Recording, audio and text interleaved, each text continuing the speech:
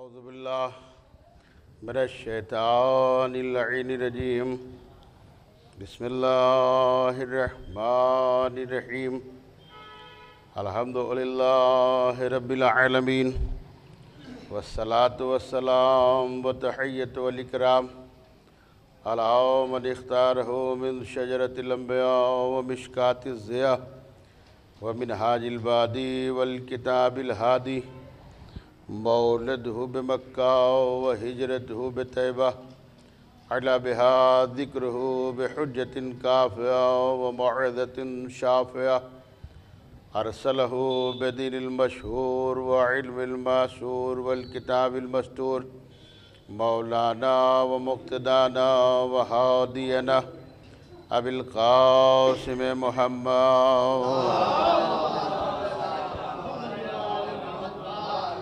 اما بعد فقد قال اللہ تبارک و تعالی فی کتابہ المجید وفرقانہ الحمید بسم اللہ الرحمن الرحیم الم تروا کیف ضرب اللہ مثل کلمۃ طیبۃ کشجرۃ طیبۃ اصلها ثابت فرعها فی السماء صلوات بھیجے محمد معزز سامعین کرام، بزرگان ملت، عزاداران سرکار سید الشہداء علیہ السلام، قرآن کی آیہ مبارکہ جس کے تلاوت کا شرف حاصل کیا گیا ہے۔ اللہ نے پوری کائنات کو خلق کیا ہے، لیکن اللہ کی مخلوقات میں کچھ چیزیں ایسی ہوتی ہے جو اللہ کی طرف منسوب ہو جاتی ہے تو وہ لائق عظمت ہو جاتی ہے۔ پیدا کی ہوئی ساری شے ہے، کوئی ایسی چیز نہیں ہے کہ وہ انکار کرے کہ مجھے اللہ نے پیدا نہیں کیا ہے۔ ہر شے کو اللہ نے پیدا کیا ہے، اور لیکن ان تمام مخلوقات میں کچھ چیزیں ایسی ہوتی ہیں جو اللہ کی طرف منسوب ہو جاتی ہے تو وہ لائق عظمت ہو جاتی ہے۔ مثلاً دنیا میں نہ جانے کتنے درخت ہیں، لیکن ہر درخت اللہ کی طرف منسوب نہیں ہے۔ ایک درخت ہے جس درخت کو شجرہ طوبہ کہا جاتا ہے، اللہ کی طرف منسوب ہو گیا تو وہ لائق عظمت ہو گیا۔ اسی طریقے سے نباتات سے آپ جمادات میں آ جائیے، جسے ہم آپ پتھر کہتے ہیں۔ ہر پتھر لائق عظمت نہیں ہوتا ہے، لیکن ایک پتھر ایسا ہے جو اللہ کی طرف منسوب ہو گیا تو وہ لائق عظمت ہو گیا۔ جبکہ ہمارے چھٹے امام جعفر صادق علیہ السلام وہ ارشاد فرماتے ہیں، وہ یہ کہتے ہیں، عقیق ہو، فیروزہ ہو، در نجف ہو، یہ وہ تمام پتھر ہیں جس کو انسان کو پہننا چاہیے، اور پہننے کے بعد جب انسان دعائیں کرتا ہے تو اس کی دعائیں مستجاب ہوتی ہیں۔ لیکن اللہ کی ذات کی طرف نہ پخراج منسوب ہے، نہ عقیق منسوب ہے، نہ فیروزہ منسوب ہے، نہ در مجف منسوب ہے۔ ایک پتھر ہے، وہ بھی گورا نہیں ہے بلکہ کالا ہے، اللہ کے گھر میں ہے۔ ایک صلوات بھیجے محمد۔ مسعود بھائی ذرا سے یہ مائک کو اوپر اٹھوائیے، اس کو تھوڑا اوپر ہو سکتا ہے، اس کو اور اوپر کریے۔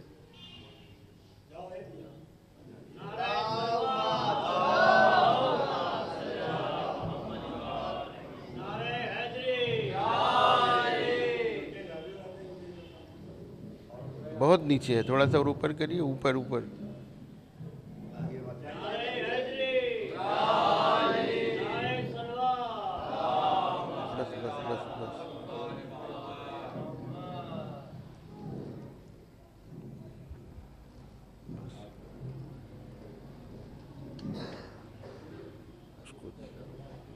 بیمار ہے کیا؟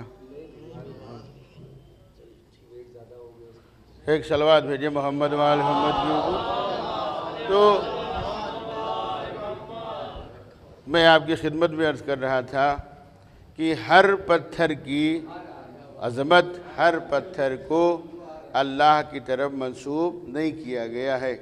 یہ باعث فضیلت ہے، فیروزہ ہے لائق فضیلت ہے، عقیق ہے لائق فضیلت ہے، در نجف لائق فضیلت ہے، لیکن ایک پتھر ہے جو اللہ کے گھر کے اندر ہے، جسے حجر اسود کہا جاتا ہے، اللہ کی طرف منسوب ہو گیا تو وہ لائق عظمت ہو گیا۔ جتنے لوگ حج کرنے کے لیے جاتے ہیں، صرف فقہ جعفری کی بات نہیں ہے، تمام امت مسلمہ جو لوگ بھی حج کرنے کے لیے جاتے ہیں، سب کے مفتی کا یہ فتویٰ ہے کہ جب آپ حج کرنے کے لیے جائیں تو آپ اس پتھر کو چوم لیجئے، اور اگر آپ نے چوم لیا تو آپ کا حج ہو گیا، اور اگر آپ نے نہیں چوما تو آپ کا حج نہیں ہوا۔ اس کا مطلب یہ ہے کہ جہاں کے اوپر مفاد داخل ہو وہاں چومنا جائز ہو جاتا ہے۔ ایک صلوات بھیجے محمد و آل محمد کے اوپر، ایک صلوات ذرا بآواز بلند فرمائیں محمد و آل محمد۔ تو عزیزان گرامی، سب کا یہ فتویٰ ہے کہ آپ اس پتھر کو چومیے۔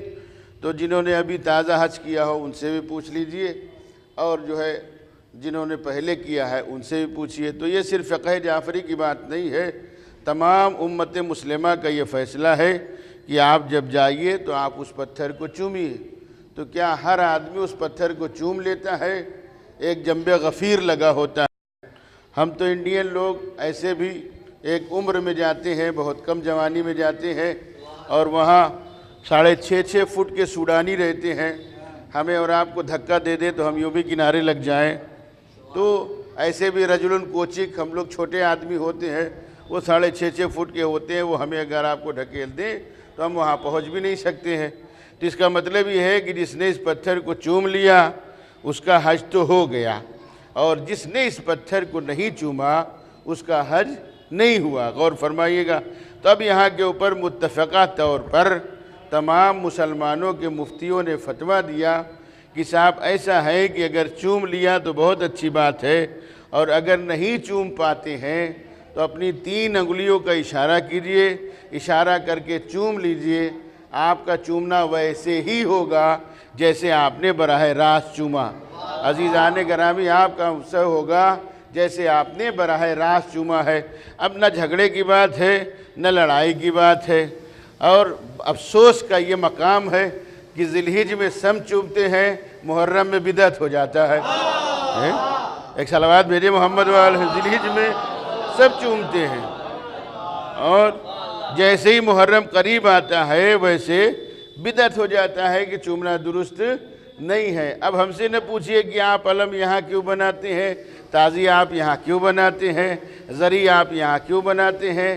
جس نے یہاں چوما اس نے کربلا میں چوما، اس نے نجف میں چوما۔ ایک صلوات بھیجے محمد و آل محمد۔ جتنے اہل بیت بلند اتنی بلندتر صلوات بھیجے محمد و آل محمد۔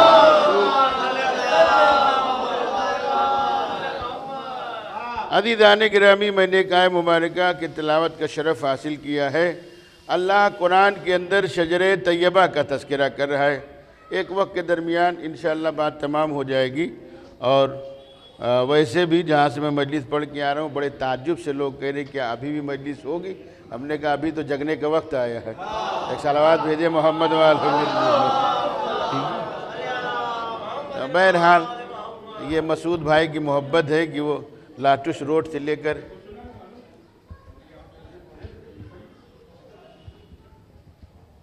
ایک صلوات بھیجے محمد و آل محمد۔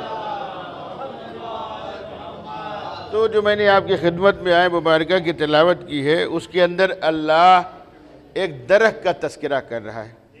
ہو سکتا ہے کہ پتوں تک ہم پہنچیں، ہو سکتا ہے کہ ٹہنی تک پہنچ جائیں، جہاں کے اوپر تھک جائیں گے وہیں کے اوپر چھوڑ دیں گے۔ تو بہرحال عرض کرنے کا مقصد یہ ہے، غور فرمائیے گا۔ اچھا، قرآن کا بھی سلسلہ بھی الگ ہے۔ قرآن ہر آدمی سمجھ بھی نہیں سکتا ہے۔ قرآن وہی سمجھے گا کہ جب اپنی آنکھوں سے بغض کی اینک اتار کے پڑھیے تب قرآن سمجھ میں آئے گا، اس سے پہلے قرآن سمجھ میں نہیں آ سکتا ہے۔ اور قرآن کو بھی وہی بتائے گا جس کے گھر کے اوپر قرآن نازل ہوا ہے، کوئی اور قرآن کو بتا بھی نہیں سکتا ہے۔ بہت شکر گزار ہوں میں آپ حضرات کے کہ آپ میرے ساتھ چل رہے ہیں۔ اور دیکھیے ایک بات یاد رکھیے گا، بزرگ حضرات بھی تشریف فرمائیں، مجلس عزا کا تعلق جو ہوتا ہے، ہم نے فرش عزا بچھا دیا، دعوت دے دی ہے اور آدمی جمع ہو رہا ہے۔ واحد ذکر آل محمد ایسی شے ہے کہ جس میں نہ کارڈ کی ضرورت ہوتی ہے، نہ اطلاع کی ضرورت ہوتی ہے۔ نام حسین آیا، مجلس ہو رہی، چلو ایک صلوات بھیجے محمد۔ بہرحال عزیزان گرامی، تو انشاءاللہ آپ کی خدمت میں کچھ باتیں فضائل کو عنوان سے عرض کروں گا۔ تو قرآن کا بھی عجیب و غریب فلسفہ ہے کہ ایک آیت دوسرے آیت کی تفسیر کرتی ہے، ایک آیت دوسرے آیت کی تفسیر کرتی۔ جہاں کے اوپر شجر طیبہ کا تذکرہ ہے، وہیں بغل میں شجر خبیثہ کا بھی تذکرہ ہے۔ مطلب جیسے شجر طیبہ کا ذکر ہے، ویسے شجر خبیثہ کا بھی ذکر ہے۔ شجر طیبہ پاک درخت، پاک درخت، شجر خبیثہ نجس درخت۔ اس کے لیے بس یوں ہی سمجھ لیجئے، کسی ایسے افراد کا ممبر کے اوپر سے تذکرہ کرنے سے کیا فائدہ؟ اس کی مثال ایسے ہی نجس جانور کی طرح ہے کہ جس کو اگر آپ دریا کے اندر لے جا کر پیئر صابن سے بہت محنت سے نہلا دیں اور اس کے بعد کہیں کہ یہ پاک ہو گیا، یہ پاک نہیں ہوگا۔ جو خلقتی طور پر نجس ہے وہ نجس رہے گا۔ ایک صلوات بھیجے محمد والحمد، جو نجس ہے وہ نجس رہے گا۔ اور گومتی کے کنارے ایک بہت بڑا ادارہ ہے، بہرحال چوری کرنا پرانا پیشہ رہا ہے، کوئی نئی بات نہیں ہے۔ بہت سے ہمارے مولا کے اقوال کو، اب گومتی کے کنارے اتنا سمجھیے گا، ہر چیز کو واضح نہیں کہا جاتا ہے، ہمارے بہت سے مولا کے اقوال کو لوگوں نے چرا کر کسی صاحب کے نام سے منسوب کر دیا ہے۔ اما بھائی، جو چیز طہارت والی ہوتی ہے وہ دکھائی دیتی ہے، جو چیز طہارت والی ہوتی ہے وہ دکھائی دیتی ہے۔ تو عرض کرنے کا مقصد یہ ہے کہ اللہ نے قرآن کے اندر شجر طیبہ کا ذکر کیا ہے۔ پورے قرآن کے اندر آپ ملاحظہ فرمائیں 300 مقامات ایسے ہیں جہاں کے اوپر اللہ نے لفظ علم ترا استعمال کیا ہے۔ اگر کسی کے علم ہو اس سے زیادہ تو مجھے بتا سکتا ہے۔ ہم سمندر پی جانے کا دعویٰ نہیں کرتے ہیں، یہ دعویٰ آل محمد نے کیا ہے، انہی کو اچھا بھی لگتا ہے۔ تو عزیزان گرامی، میں آپ کی خدمت میں عرض کر رہا تھا کہ پورے قرآن کے اندر لفظ علم ترا کم سے کم 300 مقامات ایسے ہیں جہاں کے اوپر اللہ نے لفظ علم ترا استعمال کیا ہے۔ اللہ کہہ رہا ہے کہ میرے حبیب کے آپ نے دیکھا نہیں، میرے حبیب کے آپ نے دیکھا نہیں، میرے حبیب کے آپ نے دیکھا نہیں، میرے حبیب کے آپ نے دیکھا نہیں۔ علم ترا کیف فعل ربک باصحاب الفیل، اے میرے حبیب کے آپ نے دیکھا نہیں ہم نے ہاتھی والوں کے ساتھ کیا کیا ہے۔ پھر وہی اللہ ارشاد فرماتا ہے بسم اللہ الرحمن الرحیم، علم تر ان اللہ خلق السماوات والارض بالحق، میرے حبیب کے آپ نے دیکھا نہیں ہم نے زمین اور آسمان کو پیدا کیا ہے، حق کے ذریعے سے پیدا کیا ہے۔ اب کسی نے مسکرا کے کہا کہ حق کو ادھر موڑ دینا جدھر جدھر علی مڑ جائے۔ اور فرما رہے ہیں ایک صلوات بآواز بلند بھیجے محمد، حق کو ادھر موڑ دینا جدھر جدھر علی مڑ جائے۔ عزیزان گرامی، اللہ قرآن کے اندر کہہ رہا ہے میرے حبیب کے آپ نے دیکھا نہیں کہ ہم نے زمین اور آسمان کو پیدا کیا ہے، حق کے ذریعے سے پیدا کیا ہے، حق کے ذریعے سے پیدا کیا ہے۔ اور اللہ کا شکر ہے کہ اسی کے اندر ایک حرف استعمال ہوا ہے بالحق کے، اور بے ہے، بے کے نیچے نقطہ ہے، نقطے کے لیے خود کہا ہے انا نقطۃ تحت البا، میں وہ نقطہ ہوں جو بے کے نیچے دیا جاتا ہے۔ اللہ کا شکر ہے کہ ہم نقطے کے قائل ہیں اور نقطے سے بڑی محبت کرتے ہیں۔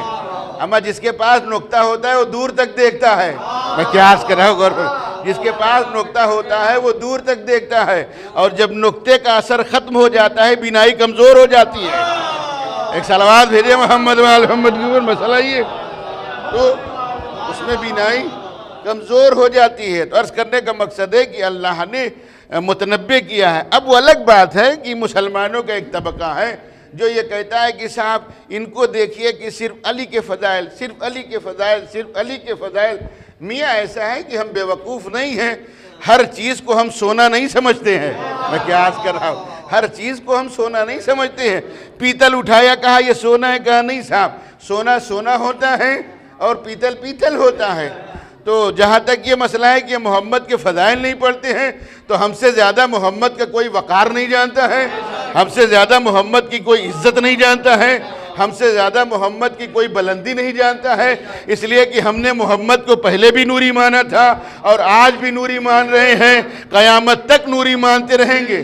کبھی ہم نے محمد کو نہ اپنا رشتہ دار کہا ہے، نہ اپنا عزیز کہا ہے، نہ اپنا دوست کہا ہے، کچھ بھی نہیں کہا ہے۔ یہ تو خود نبی ارشاد فرماتے ہیں کہ دنیا والوں تم ہمارا شکر ادا کرو کہ ہم نے لباس بشری پہن کر زمین کے اوپر قدم رکھا ہے۔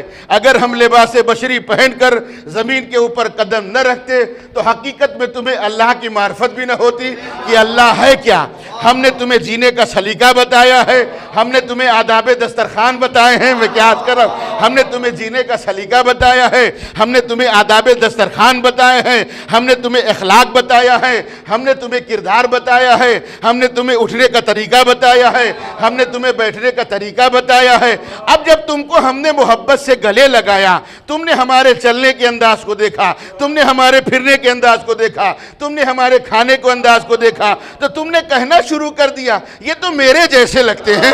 میں کیا عرض کر رہا ہوں، ایک صلوات بھیجے محمد، یہ تو میرے جیسے لگتے ہیں۔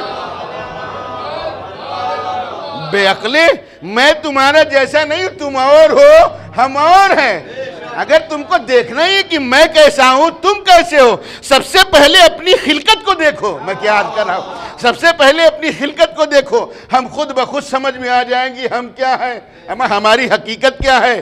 یہ بشر ہے جناب والا، پیدا ہوا تو نجس پیدا ہوا، جس جگہ پیدا ہوا وہ جگہ نجس، مر گئے تو نجس، جس نے چھویا وہ نجس۔ میں کیا عرض کر رہا ہوں، یہ بات ہو رہی ہے بشر کی، پیدا ہوا تو نجس، جس جگہ پیدا ہوا وہ جگہ نجس، مر گیا تو نجس، جس نے اسے چھویا وہ نجس ہے۔ نجاست کا پلندہ آنکھیں ملا رہے اس سے جو نور سے پیدا ہوا ہے، آنکھیں ملا رہے اس سے جو نور سے پیدا ہوا ہے۔ ارشاد فرمایا تم ہمیں سمجھنا چاہتے ہو، اگر دیکھنا چاہتے ہو کہ تم اور ہو ہم رہے، اس لیے کہ ہم نے جب تک لباس بشری نہیں پہنا تھا مکہ تھا، جب ہم نے لباس بشری پہن کر زمین کے اوپر قدم رکھ دیا اب مکہ نہیں رہا بلکہ مکہ معظمہ ہو گیا۔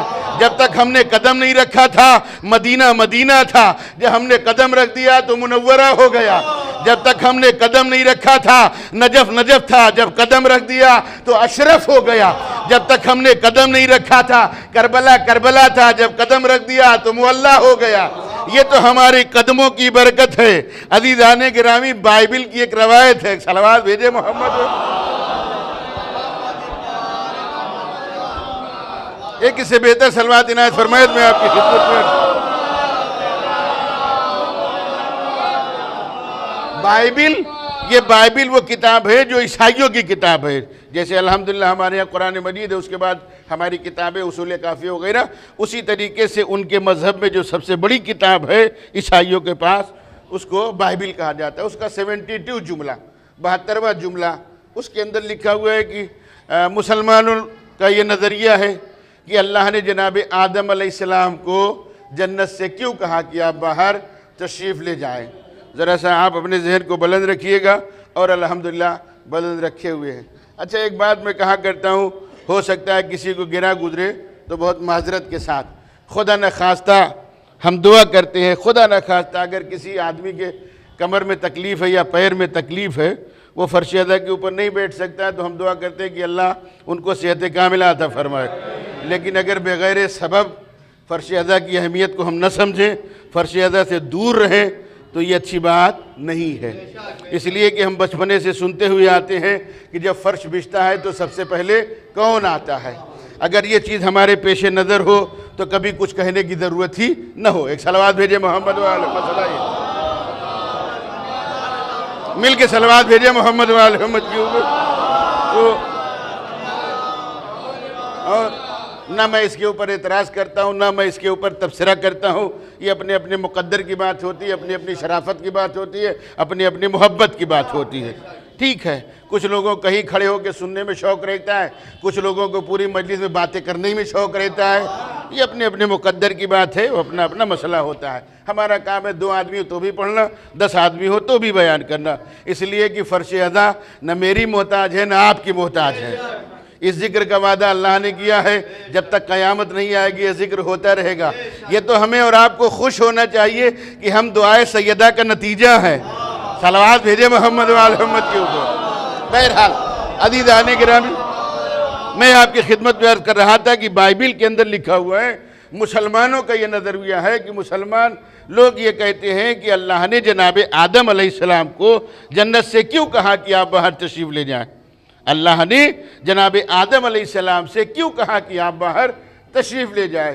تو ہماری جو تفسیریں ہیں، مسلمانوں کی جو تفسیریں ہیں، سب نے یہ لکھا ہے کہ اللہ نے جناب آدم علیہ السلام سے کہا تھا اس درخت کے قریب نہ جائیے گا، اور اگر آپ جائیے گا تو آپ کو خلے لباس کر دیا جائے گا، آپ زمین کے اوپر بھیج دیا جائے گا۔ غور فرمائیے گا عزیزان گرامی، کہتے ہیں کہ وہ چلے گئے اور جانے کے بعد جب درخت کے قریب گئے اللہ نے انہیں زمین کے اوپر بھیج دیا، ان کو خلے لباس کر دیا۔ لیکن وہ یہ کہتے ہیں کہ صاحب یہ مسلمانوں کا نظریہ ہے لیکن ہمارا نظریہ نہیں ہے۔ غور فرمائیے گا، ہمارا نظریہ نہیں۔ بائبل کے اندر کیا لکھا ہوا ہے؟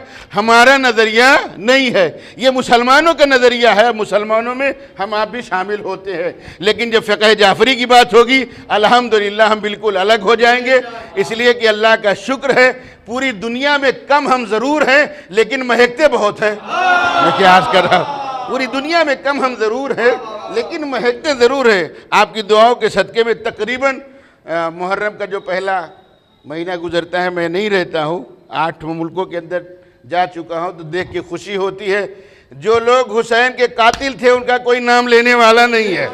ایک صلوات بھیجے محمد و آل محمد۔ مسئلہ ہی غور فرمائیے گا عزیزان گرامی، وہ یہ کیا کہتے ہیں؟ وہ کہتے ہیں کہ صاحب معاملہ یہ ہے کہ اس سبب سے اللہ نے نہیں خلے لباس کیا تھا، بلکہ جناب آدم کو اللہ نے جب خلق کیا اور خلق کرنے کے بعد جناب آدم کی نگاہوں کے سامنے کچھ نور دکھائی دیے۔ توجہ کیجئے گا، جناب آدم کی نگاہوں کے سامنے کچھ نور دکھائی دیے، اور جب نور دکھائی دیے تو جب نور کے اوپر نظر پڑی تو جناب آدم کے ایک لمحے کے لیے، غور فرمائیے گا، ایک لمحے کے لیے جناب آدم علیہ السلام نے صرف تصور کیا کہ پروردگارہ اس 5 نور میں سے ایک جیسا مجھے بنا دیتا۔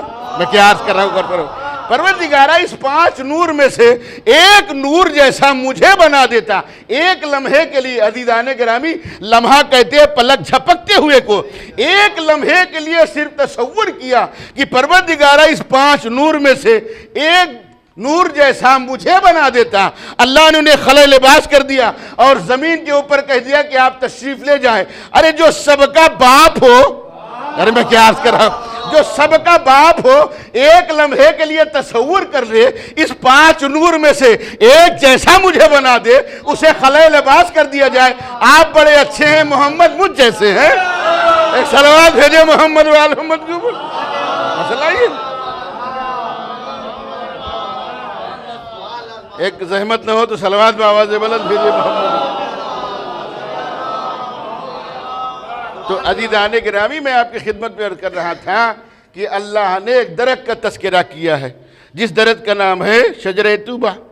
اب ظاہر سی بات ہے بغیر معرفت کے جب انسان قرآن پڑھے گا تو اس کی سمجھ میں آ نہیں سکتا ہے۔ کہا اللہ نے یہ درخت جو کہا ہے قرآن کے اندر شجرہ طیبہ، یہ کون سا درخت ہے؟ نیم کا پیڑ ہے، امرود کا درخت ہے، سیب کا ہے، اخروٹ ہے، پیپل ہے، آم کا ہے، جامن ہے، یہ کاہے کا درخت ہے؟ پہلے سب اپنا دماغ استعمال کرتے رہے، پھر شورا قائم کی، صلوات بھیجے، پھر شورا قائم کی۔ کچھ لوگ دقیانوسی جمع ہوئے، جمع ہونے کے بعد کہا میاں جو یہ درخت اللہ کہہ رہا ہے جو ہم آپ سوچ رہے ہیں وہ درخت نہیں ہے۔ کہا پھر کیا ہے؟ کہا بہتر یہ ہے کہ چلتے ہیں ان کے دروازے کے اوپر جن کی ہاں قرآن نازل ہوا ہے۔ میں کیا عرض کر رہا ہوں؟ تھوڑا سا جگتے آئیے گا عزیزان گرامی، چلتے ہیں ان کے دروازے کے اوپر جہاں قرآن نازل ہوا ہے اور ان سے ہم پوچھتے ہیں کہ بتائیے سرکار یہ قرآن میں اللہ نے جو شجرہ طیبہ کہا ہے یہ کون سا درخت ہے؟ اب یاد رکھیے کہ جب بھی مصیبت پڑتی ہے یہی در یاد آتا ہے۔ ہر دور اٹھا کے دیکھ لیجئے تاریخ کا، جب بھی دنیا مصیبت میں مبتلا ہوتی ہے، چاہے وہ ابو طالب علیہ السلام کا زمانہ رہا ہو یا ہمارے کسی بھی امام کا زمانہ رہا ہو، انہی کے دروازے کے اوپر آ کے دق الباب کرتے ہیں، دروازہ کھٹکھٹاتے ہیں۔ عزیزان گرامی، جہاں میں پڑھ رہا ہوں وہیں میں آپ کو روکوں گا، ایک ذہن میں بات آ گئی، ہو سکتا ہو بھول جاؤں کسی کا دور ہے، کیا ضرورت ہے کہ نام لے ممبر کی توہین ہو؟ ایک صلوات بھیجے محمد والے۔ کسی کا زمانہ ہے، کسی کا دور ہے، وہ کرسی کے اوپر بیٹھا ہوا ہے، بیٹے کو پکڑ کے لایا گیا، بیٹا مجرم ہے، میں کیا عرض کر رہا، بیٹا مجرم ہے، اسے پکڑ کے لایا گیا۔ جب پکڑ کے لایا گیا، باپ کے سامنے کھڑا کیا گیا، کہا تم نے جرم کیا ہے؟ کہا ہاں ابا جرم کیا ہے۔ کہا جرم جو کیا ہے تم کو سزا دی جائے گی۔ اس نے کہا بے شک ابا جان سزا دی جا سکتی ہے، لیکن جتنے لوگ تمہارے دربار میں بیٹھے ہوئے ہیں، میں کیا عرض کر رہا ہوں، جتنے تمہارے دربار میں بیٹھے ہوئے ہیں کسی کو حق حاصل نہیں ہے، کسی کو، میں کچھ عرض کر رہا ہوں، کسی کو حق حاصل نہیں ہے کہ وہ ہمیں سزا دے۔ ابا حضور آپ کو بھی حق حاصل نہیں ہے، میں کیا عرض کر رہا ہوں، ابا حضور آپ کو بھی حق حاصل نہیں کہ آپ ہم کو سزا دے، اس لیے کہ جس جرم کا میں مرتکب ہوں اس کے اندر آپ بھی شامل ہیں، میں کیا عرض کر رہا ہوں، آپ بھی ہمیں سزا نہیں دے سکتے ہیں۔ اب ظاہر سی بات ہے سناٹا چھا گیا، کہ ہمیں سزا دینے کا کسی کو حق حاصل نہیں ہے، اور اگر ہمیں سزا دلوانے چاہتے ہیں تو جائیے اس کے پاس جس کا نام علی ہے۔ ایک صلوات بھیجے محمد والے محمد کے اوپر۔ ایک جیتی جاگتی صلوات عنایت فرمائے محمد والے۔ اور ان سے جا کے کہیے وہ سزا دیں گے۔ عزیزان گرامی، میں نے آپ کو روکا تھا، آئے اور آنے کے بعد دق الباب کیا۔ جب بھی مصیبت آتی ہے یہی گھر یاد آتا ہے۔ آئے آنے کے بعد دق الباب کیا۔ جب دق الباب کیا، آپ کے چھٹے امام امام جعفر صادق علیہ السلام، انہوں نے دروازے کو کھولا۔ کھولنے کے بعد کہا کیوں آئے ہو بھائی؟ آنے کا سبب کیا ہے؟ کس سبب سے آئے ہو؟ وجہ کیا ہے؟ علت کیا ہے؟ ہاتھوں کو جوڑا۔ سرکار قرآن پڑھ رہے تھے، سمجھ میں نہیں آ رہا ہے، رٹنے سے تھوڑی سمجھ میں آتا ہے، ٹھیک ہے، غور سے پڑھو تو سمجھ میں آئے گا، وہ بھی اہل بیت کی محبت میں ڈوب کے پڑھو تو سمجھ میں آئے گا۔ سرکار قرآن کے اندر اللہ نے ایک درخت کا تذکرہ کیا ہے جس درخت کا نام شجرے طوبہ ہے۔ ہم اسی شجرے سے لوگوں کے شجرے تک پہنچ جاتے ہیں، ٹھیک ہے۔ عزیزان گرامی، یہ درخت کون سا درخت ہے؟ امام نے ارشاد فرمایا تم نے کیا سوچا؟ تمہارے دماغ کے اندر کیا بات آئی؟ اپنے اپنے اعتبار سے بیان کیا کہ ہم نے اس درخت کو سمجھا، ہم نے اس درخت کو سمجھا، ہم نے اس درخت کو سمجھا، ہم نے اس درخت کو سمجھا۔ امام مسکرائے، کہا تم جتنی عقل ہے اتنی تو سمجھ سکتے ہو، میں کیا عرض کر رہا ہوں، جتنی تمہاری عقل ہے اتنی سمجھ سکتے ہو، اس سے زیادہ تم سمجھ نہیں سکتے ہو۔ یا ابن رسول اللہ پھر آپ بتائیے یہ کون سا درخت ہے؟ توجہ کیجئے گا، امام بول رہے میرے فکرے نہیں ہے۔ امام ارشاد فرماتے جاننا چاہتے ہو کون سا درخت ہے؟ سرکار بتائیے۔ ارشاد فرمایا اصلها محمد فرها امیر المومنین حضرت علی ابن ابی طالب علیہ السلام والائمت ثمرتها، ایک جگہ بریکٹ میں لکھا والائمت علمها۔ اب آپ کی بات آئی ہے، جو چپ رہے وہ جانے، مولا جانے، میرا کام پڑھنا، ٹھیک ہے۔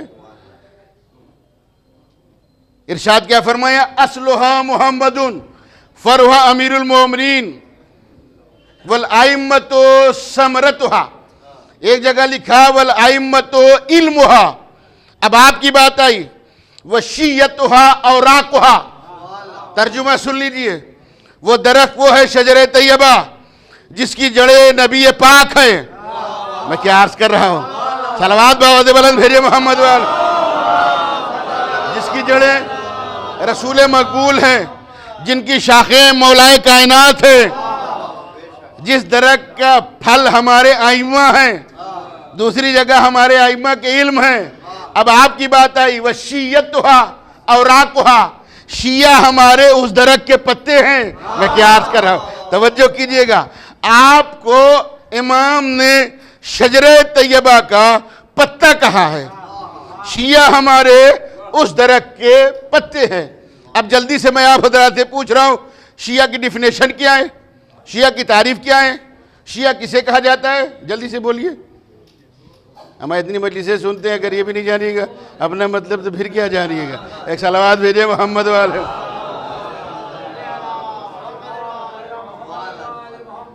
رمضان والی صلوات نہیں، ربیع الاول والی صلوات میں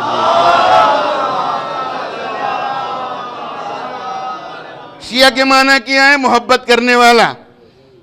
کچھ باتیں کہہ رہا ہوں، سمجھنے کی کوشش کیجئے گا۔ پہلے آپ ہسٹری اٹھا کے دیکھیے، تاریخ اٹھا کے دیکھیے، پہلے سب شیعہ تھے۔ سمجھیے کہ میری بات کو میں کیا عرض کر رہا ہوں۔ آپ تاریخ اٹھا کے دیکھیے، پہلے سب شیعہ تھے۔ شیعہ کے معنی محبت کرنے والا۔ جو جس سے محبت کرتا تھا وہ اس کا شیعہ کہلاتا تھا۔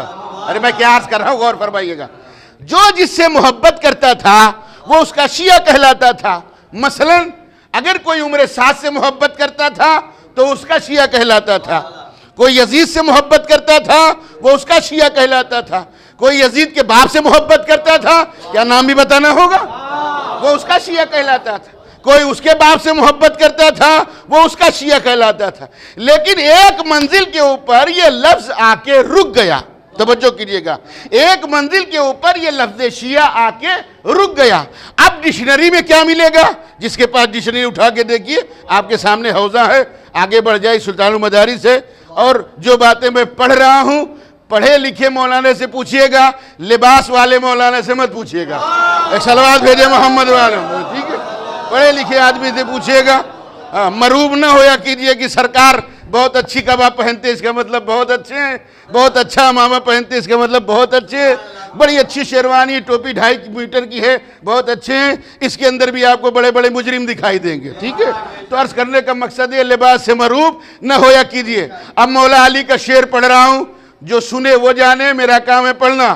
مولا علی ارشاد فرماتے ہیں، انسان کی وقت کبھی لباس سے نہیں ہوتی ہے، انسان کی معرفت کبھی لباس سے نہیں ہوتی ہے۔ مولا علی کیا ارشاد فرماتے ہیں؟ جناب امیر کا شعر ہے، لیس الجمال باسواب تزیننا ان الجمال جمال علم والادب۔ خوبصورتی کبھی لباس سے نہیں ہوتی ہے، خوبصورتی ہمیشہ علم اور ادب سے ہوتی ہے۔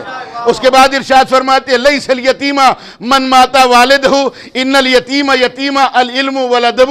یتیم وہ نہیں ہے جس کے اماں ابا مر جائیں، یتیم وہ ہے جس کے پاس نہ علم ہو نہ ادب ہو۔ ایک صلوات بھیجے محمد وآل محمد کے اوپر۔ تو عرض کرنے کا مقصد یہ ہے کہ آہستہ آہستہ یہ نام مخصوص ہوا۔ اب جب آپ ڈکشنری کھولیے گا تو اس کے اندر جب لفظ شیعہ کے معنی تلاش کیجئے گا تو آپ کو ملے گا، قد غلب هذا الاسم، قد غلب هذا الاسم علی ابن ابی طالب و اولاد ہی۔ یہ نام صادق آ گیا ان لوگوں کے اوپر جو علی اور اولاد علی سے محبت کرتے ہیں، جو علی اور اولاد علی سے محبت کرتے ہیں۔ ڈکشنری میں آپ کو یہ معنی ملے گا، قد غلب هذا الاسم علی من یتولاہ علی ابن ابی طالب و اولاد ہی۔ جو علی اور ان کی اولاد سے محبت کرتے ہیں وہ شیعہ کہلاتے ہیں۔ تو چونکہ میری گفتگو یہی کے اوپر آ کے رکی تھی، اور ایک یہ بھی بلیم ہے ہمارے اوپر، الزام ہے انہوں نے امام حسین کو قتل کیا، بچپنے سنتے سنتے تھک گئے ہیں، ٹھیک ہے؟ انہوں نے امام حسین کو قتل کیا ہے، اور رات میں مجلس کر کے اندھیرا کر کے ہاتھ جوڑ کے رو رو کے کہتے ہیں، اما رونا ہر آدمی کے مقدر میں نہیں ہوتا ہے جی، رونا زندگی کی علامت ہوتی ہے، مردے تھوڑی نہ روتے ہیں، زندہ لوگ روتے ہیں۔ ایک صلوات بھیجے محمد وآل محمد کے اوپر۔ مسئلہ یہ انہوں نے امام حسین کو قتل کیا ہے، اور اس کے بعد رات کو اندھیرا کر کے رو رو کے معافی مانگتے ہیں، ہمارے بزرگوں نے آپ کو قتل کیا ہے، ہم معافی چاہتے ہیں۔ اچھا یہی بات ہے تو ٹھیک ہے، کوئی مسئلہ نہیں۔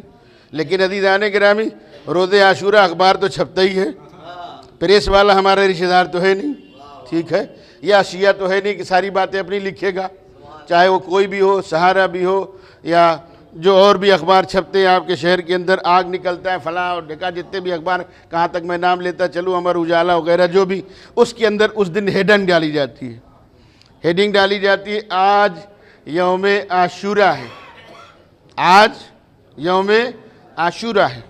اس کے بعد نیچے لکھا جاتا ہے کہ محمد صاحب کا ایک نواسہ تھا جس کا نام حسین تھا، اس کو یزید کے کارندوں نے، میں کیا عرض کر رہا ہوں، یزید کے کارندوں نے ان کو کربلا کے میدان میں بھوکا پیاسا قتل کر دیا۔ اب وجہ لکھی جاتی ہے، چونکہ محمد صاحب کا نواسہ جو تھا وہ یہ کہہ رہا تھا کہ جوا حرام ہے تو حرام رہے گا، شراب حرام ہے تو حرام رہے گی، میرے نانا نے جو کہہ دیا حلال تا قیامت حلال رہے گا، میرے نانا نے جو کہہ دیا حرام وہ تا قیامت حرام رہے گا۔ کھڑے ہو کے مت سنیے، آ جائیے، ایک صلوات بھیجئے محمد وال، ٹھیک ہے؟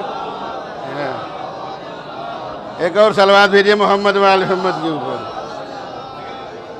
اس سے بہتر صلوات بھیجئے محمد وال محمد۔ تو بہرحال عزیزان گرامی، انہوں نے کہا کہ جو حرام ہے وہ حرام رہے گا، جو حلال ہے وہ حلال رہے گا۔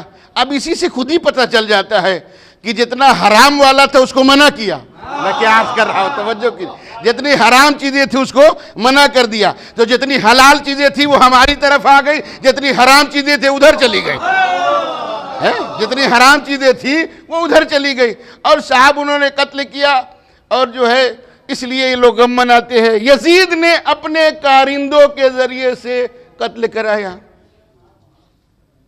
ایک بات یاد آ گئی، ہو سکتا ہے بھول جاؤں، کسی زمانے میں ایک صاحب ٹی وی کے اوپر آتے تھے، اب ہندوستان کی گورنمنٹ نے ایسا ان کو کیا ہے کبھی انڈیا کا منہ بھی نہیں دیکھ سکتے، ٹھیک ہے، کبھی وہ اپنا منہ یہاں نہیں دکھا سکتے، اور دیکھنے کی ضرورت بھی نہیں ہے، غور سے ان کا منہ دیکھ لیجئے تو قے ہو جائے، اتنا سڑا ان کا منہ ہے کہ اگر غور سے دیکھ لیجئے تو قے ہو جائے، داڑھی ایسی جیسے سالوں کنگھا نہ کیا ہو، ٹھیک ہے۔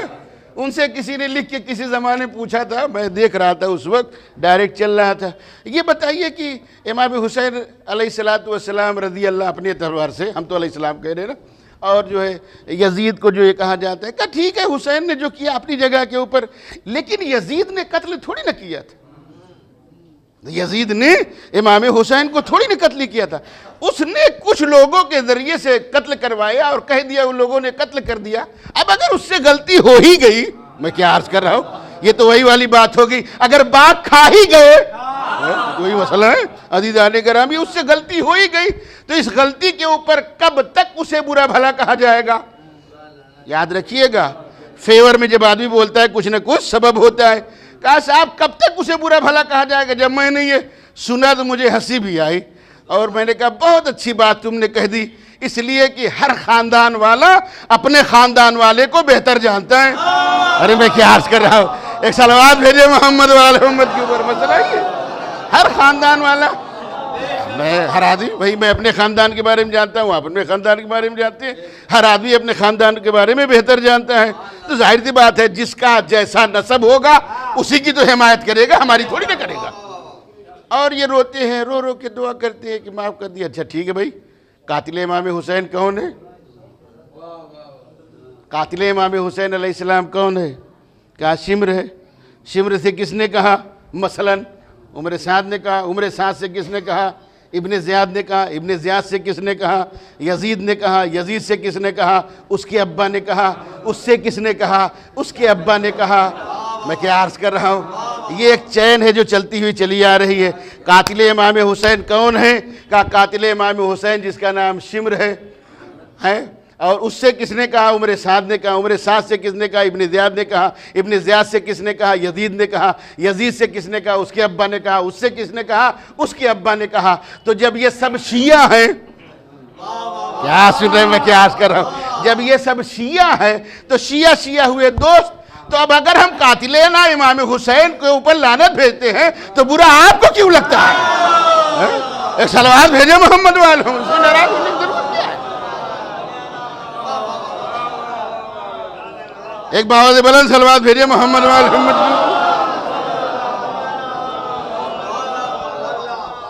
افسوس تو یہی ہے کہ اگر قمر عباس فضیلت کے باب میں کچھ کہہ دیں تو بڑے بڑے لوگوں کو درد ہوتا ہے، ارے صاحب تبرہ پڑھا جاتا ہے، تبرہ پڑھا، اور جو آ جائے کہیں سے جو کپڑا بھی صحیح سے نہ پہن پائے وہ چاہے جو کچھ پڑھے، بہت اچھی بات ہے، سبحان اللہ۔ ارے یہ کون سا مسئلہ ہوگی، یہ کون سا مسئلہ ہے؟ مجھے اس کے پڑھنے پہ تعجب نہیں ہے، میں کیا عرض کر رہا ہوں، مجھے اس کے پڑھنے پہ تعجب نہیں ہے، مجھے افسوس سننے والوں کے اوپر ہے۔ جو آدمی محرم کا لباس نہیں پہن سکتا وہ اہل بیت کی عظمت خاک بیان کرے گا؟ جو آدمی محرم کا لباس نہیں پہن سکتا ہے وہ اہل بیت کی عظمت خاک بیان کرے گا؟ کل کی بات نہیں، پرسوں رات میں محمود آباد تھا، مجھ سے پہلے وہ کسی نے بلایا تھا، پڑھ کے نکل رہا تھا، تو پڑھتے پڑھتے میں نے کہا بھائی نہ میں ان کی مخالفت کرتا ہوں نہ کسی کی کرتا ہوں، میری عادت بھی نہیں ہے، لیکن بات ضرور کہتا ہوں، الحق مرن، حق جو ہوتا ہے وہ کڑوا ہوتا ہے۔ اور ظاہر سی بات ہے خاص صاحب ہیں، وہ کہیں گے تو ضرور ایک صلوات بھیجے محمد والے، اثر تو رہے گا۔ تو عرض کرنے کا مقصد یہ معاملہ کیا ہے بھائی، ہم نے کہا ہمیں آپ کے پڑھوانے کے اوپر تعجب نہیں ہے، آپ کے سننے کے اوپر تعجب ہے۔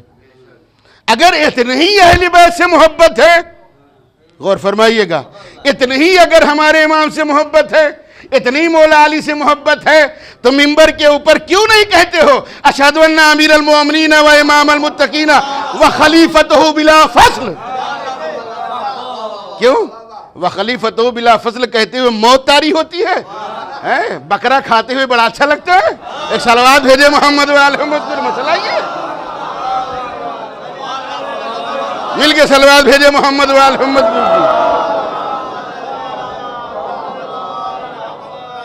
اور اس کے بعد تعریف کی جائے گا، ارے صاحب کیا فضائل پڑھ دیا، وہ کیا فضائل بیان کرے گا؟ جب اس کے آباء و اجداد کچھ نہیں جانتے ہیں تو وہ کیا فضائل بیان کرے گا؟ عزیزان گرامی، مدرسے کے بغل میں مجلس ہو رہی تو وہ پڑھ رہا تھا، اپنی کانوں کی سنی ہوئی بات بتا رہا ہوں، مجھے بہت افسوس ہوا، اور میں پیریڈ پڑھا رہا تھا، پڑھتے پڑھتے مجھے آنسو بھی نکل آیا کہ افسوس کی بات ہے۔ وہ پڑھ رہا تھا کہ امام حسین علیہ السلام، ہم علیہ السلام کہہ رہے، وہ نہیں کہہ رہا تھا، رضی اللہ، امام حسین رضی اللہ رسول اللہ کی آگوش میں بیٹھے ہوئے ہیں اور ان سے نجاست خارج ہو گئی۔ غور فرما رہے ہیں جی؟ افسوس ہے ہماری قوم کے اوپر جو بیٹھ کے سن رہے تھے، ٹھیک ہے، اور جو ہے ان سے نجاست خارج ہو گئی۔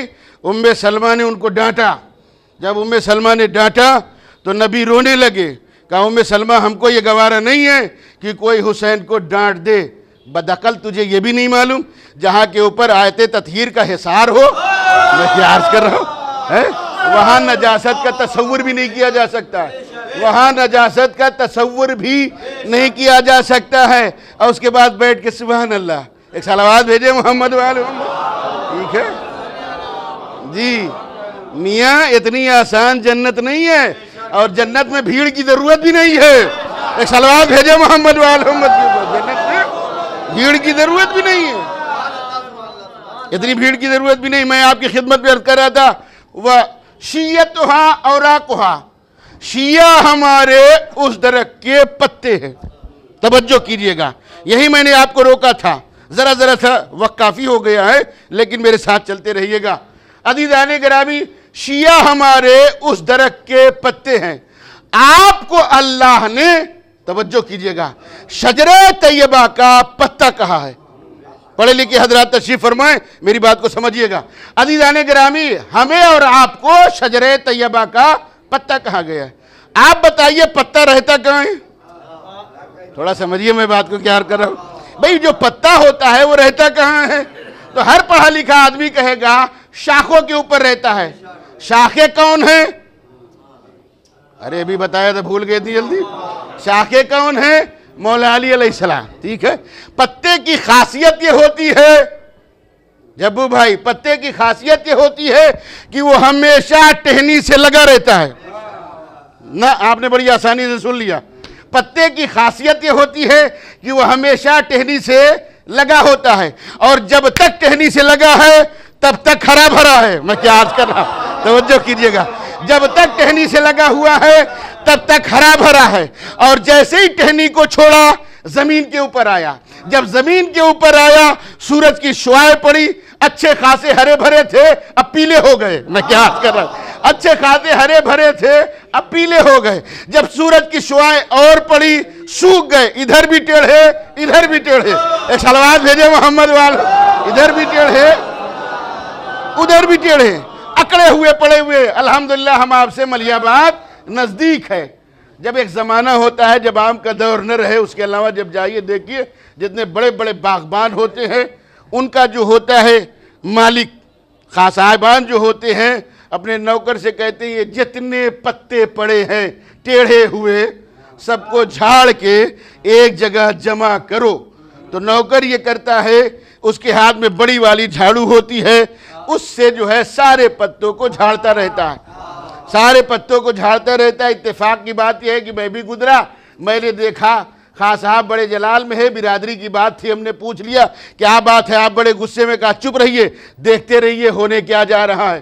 اس نے سارے پتوں کو جمع کیا، جمع کرنے کے بعد جیب سے نکالی دیا سلائی، اس کے اندر لگائی آگ۔ میں کیا عرض کر رہا ہوں، یہ جب آگ لگائی سب جلنے لگے۔ ہم نے کہا یہ جلا کیوں رہے ہو؟ کہا اس لیے جلا رہا ہوں تاکہ دوسرے پتوں کو نقصان نہ پہنچانے پائے۔ ایک صلوات بھیجے محمد وآل محمد کے اوپر، اس لیے جلا رہا ہوں۔ بلندر صلوات بھیجے محمد وآل محمد کے اوپر، تاکہ یہ دوسرے پتوں کو نقصان نہ پہنچانے پائے۔ ہر درخت، الحمدللہ آپ متوجہ ہو کے سن رہے ہیں اس لیے سنا دے رہا ہوں، ہر درخت کو پہچانا جاتا ہے۔ بڑا سے بڑا سائنسداں ہو، بہت بڑا سائنسداں ہو، اگر درخت کو پہچاننا چاہتا ہے تو سب سے پہلے وہ پتے کو دیکھتا ہے۔ پتے کے ذریعے سے درخت کو پہچانا جاتا ہے۔ اور اگر درخت کے اندر پتہ نہیں ہے، آپ ہماری طرف متوجہ رہیں، یہ ہمارا پسینہ نہیں ہوتا، خون بہتا ہے۔ صلوات بھیجے محمد وآل، ٹھیک ہے؟ تو عرض کرنے کا مقصد کیا عزیزان گرامی؟ اب لگا ہی لی دیجئے کہ صلوات بھیجے محمد وآل محمد۔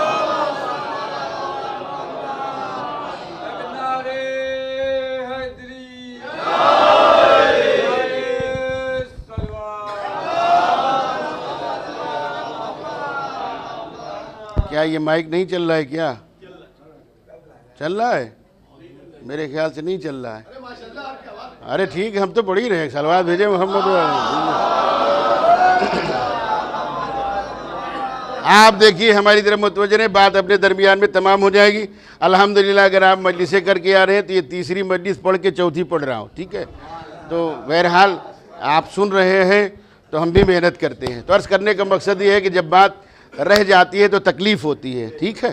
تو عرض کرنے کا مقصد یہ عزیزان گرامی غور فرمائیے گا، بڑا سا بڑا بھی سائنسداں ہو کبھی بھی درخت کو نہیں پہچان سکتا جب تک کہ پتے کو نہ دیکھے۔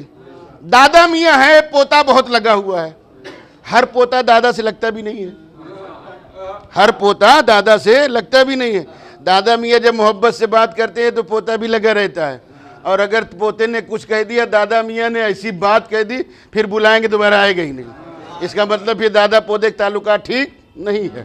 تو عرض کرنے کا مقصد ہے بڑا لگا ہوا ہے، دادا کے ساتھ چلا گیا باغیچے کے اندر، کہا دادا بتائیے کس چیز کا درخت ہے؟ کہا بیٹا آم کا ہے۔ اور آگے بڑھے، یہ کہا کہ درخت ہے؟ کہا امرود ہے۔ اور آگے بڑھے، یہ کہا کہ درخت ہے؟ کہا مثلاً اخروٹ۔ یہ کہا کہ درخت ہے؟ کہا پیپل ہے۔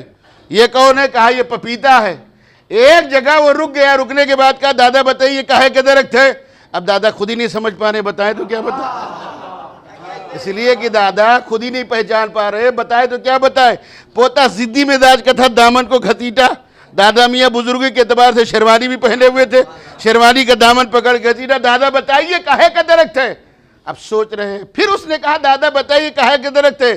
توجہ کیجئے گا، ایک مرتبہ دادا نے پتے کو توڑا، توڑنے کے بعد اسے مسلا، مسلے کے بعد اسے سونگھا، جسے ہم آپ کہتے ہیں قوت شامہ۔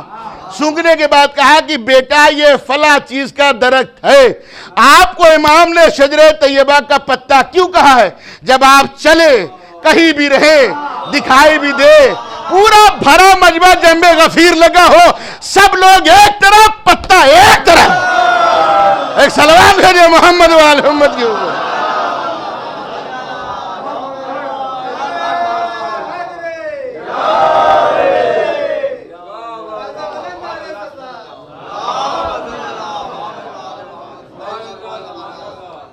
ارشاد فرمایا کہ ہم اس درخت کے پتے ہیں، شجرہ طیبہ اس درخت کا پتا ہے۔ مکہ فتح ہو گیا، بڑے بڑے بت اللہ کے گھر میں رکھے ہوئے ہیں۔ ایک بات یاد رکھیے گا، جب تک متولی، ہر متولی خراب بھی نہیں ہوتا، ٹھیک ہے؟ جب تک متولی خانے بنی ہاشم رہا، میں کیا عرض کر رہا ہوں، جب تک خانہ کعبہ کے متولی خاندان بنی ہاشم رہا، کسی کی ہمت نہیں تھی کہ اس کے اندر لا کے بت رکھ دیتے۔ تاریخ اٹھا کے دیکھیے، نہ ملے تو جو آپ کا اچھا والا چوراہا ہو، جو برتن والی دکان ہے نہ خاص کا، وہاں مجھے سزا دے دیجئے، ٹھیک؟ اپنے لوگوں کی دکان اس لیے کہا ہے، صلوات بھیجے محمد، باواز بلند صلوات بھیجے محمد والے، تو آپ مجھے وہاں سزا دے سکتے ہیں لیکن بغیر دیکھے ہوئے نہیں۔ عزیزان گرامی، بڑے بڑے بت رکھے ہوئے تھے۔ اب یہاں کے اوپر ایک جملہ اپنے استاد سرکار فخر العلماء، کیا بات تھی، سبحان اللہ، اللہ ان کو غریق رحمت فرمائے۔ وہ یہ کہتے تھے کہ میاں بہت سے لوگ اپنے اللہ کو حلوے کی شکل میں رکھتے تھے، جتنا بڑا قبیلہ اتنے بڑے اللہ میاں بھگوان ایشور بنا کے رکھے جاتے تھے، اور کہتے تھے جب بھوک لگتی تھی کھانا دیجئے کھانا دیجئے، جب کھانا نہیں ملتا تھا تو یہ اٹھا کے کھا جاتے تھے۔ اب یہ ان کا جملہ ہے، میرا نہیں ہے۔ یہ تو الگ بات ہے کہ شعر کسی کا ہوتا ہے، مقطع کسی اور کا رہتا ہے، لیکن یہ ہماری شرافت ہے جس کی بات اسی کے نام سے۔ تو سرکار فخر العلماء ارشاد فرمایا کرتے تھے کہ یہ جب بھوک لگتی تھی اٹھا کے کھا جاتے تھے، یہ خدا خور تھے۔ ایک صلوات بھیجے محمد والوں، یہ خدا خور تھے، اپنے اللہ کو کھا جاتے۔ فتح ہو گیا مکہ، بڑے بڑے بت رکھے ہوئے، رسول نے ارشاد فرمایا یا علی ان بتوں کو توڑا جائے، یا نبی اللہ آپ جب نکل آئے تو درخت جو ہے جھک جائے سلام کے لیے، بھاگتا ہوا بجو آ کے کلمہ پڑھنے لگے۔ کم سے کم وہ بجو تو ان جانور والے بجو سے تو ہتر ہے کہ سمجھ رہا ہے فضیلت، اس لیے کلمہ پڑھنے لگتا ہے۔ سورج آ جائے، یہ کیا ہے، آپ اشارہ کیجئے، ٹوٹ ٹوٹ کے گرے، لیکن ایسا نہیں ہوا۔ جب ایسا نہیں ہوا تو ایک مرتبہ ارشاد فرمایا یا علی میں آپ کو اٹھاتا ہوں، آپ ان بتوں کو توڑیے، یہ الزام ہے جو وہ بھی سن لیجئے۔ ایک مرتبہ مولا علی ارشاد فرماتے ہیں، ہماری کتاب نہیں مسلمانوں کی کتاب، اس کے اندر یہ فقرہ لکھا ہوا ہے، اس کے اندر یہ بات لکھی ہوئی ہے تاریخ کامل کے اندر۔ ایک مرتبہ رسول نے ارشاد فرمایا یا علی میں آپ کو اٹھاتا ہوں، مولا علی ارشاد فرماتے ہیں یا نبی اللہ آپ تمام چیزوں میں مجھ سے افضل ہیں۔ میں کیا عرض کر رہا ہوں، آپ مجھ سے تمام چیزوں میں افضل ہیں، میں یہ چاہتا ہوں کہ میں آپ کو اٹھاؤں، آپ ان بتوں کو توڑیے۔ جیسے ہی علی نے چاہا کہ میں نبی کو اٹھاؤں، اگر قرآن کے جملے نہ ہو تو آپ مجھے سزا دے دیجئے۔ جیسے علی نے چاہا کہ میں نبی کو اٹھاؤں، جیسے علی نے چاہا کہ میں نبی کو اٹھاؤں، اتنے میں اللہ نے جبرائیل کو بھیجا، وَحْفِظْ جَنَاحَكَ ذُل، اے میرے حبیب خود جھک جائیں۔ یہ قرآن کا جملہ ہے، اب میرا جملہ سن لیجئے، اے میرے حبیب خود جھک جائیں، ہماری تصویر کو نہ جھکائیں۔ کیا سن رہے ہیں، میں کیا کر رہا ہوں، اے میرے حبیب خود جھک جائیں، ہماری تصویر کو نہ جھکائیں۔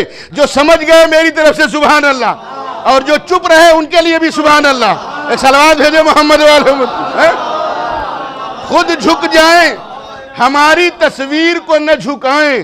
اب جبرائیل کو مل گیا موقع، پڑھنا شروع کر دیا قصیدہ یا نبی اللہ۔ آپ ہی نے تو ارشاد فرمایا ہے کہ علی کو مجھ سے وہی نسبت ہے جو جسم کو سر سے ہوا کرتی ہے۔ یا نبی اللہ توجہ کیجئے گا، حدیث ہے، یا نبی اللہ آپ ہی نے تو ارشاد فرمایا ہے کہ علی کو مجھ سے وہی نسبت ہے جو شمع کو روشنی سے ہوتی ہے، جو شمع کو روشنی سے ہوتی ہے۔ آپ بتائیے، میں یہاں پڑھ رہا ہوں مرثیہ، میر انیس علی اللہ مقامہ، مرزا دبیر علی اللہ مقامہ، کیا شخصیتیں یہ تھیں، لوگوں نے فراموش کر دیا اس لیے کہ اردو خدا حافظ ہو گئی۔ ایک صلوات بھیجے محمد والے مسئلہ۔ عزیزان گرامی، یہ وہ شخصیتیں تھیں جن کے تعلقات براہ راست مولا سے تھے۔ اگر محبت اور عقیدہ ہیں تو یہیں بیٹھے بیٹھے سب کچھ مل جائے گا، اور اگر عقیدہ صحیح نہیں ہے سال بھر میں 600 مرتبہ آئیے کربلا، کچھ حاصل ہونے والا نہیں ہے۔ اس لیے کہ پہلی بات عقیدہ صحیح ہونا چاہیے، دوسرے جو مال صرف کیا جا رہا ہے وہ حلال ہونا چاہیے۔ ایک صلوات بھیجے محمد وعلی محمد۔ زیارت کرنے کے لیے آؤ، پکنک منانے نہ آؤ۔ ہمارے یہاں آؤ زیارت کرنے کے لیے، پکنک منانے نہ آؤ۔ جا رہے ہو 4 اٹیچی لے کے، لوٹے ہو 14 عدد۔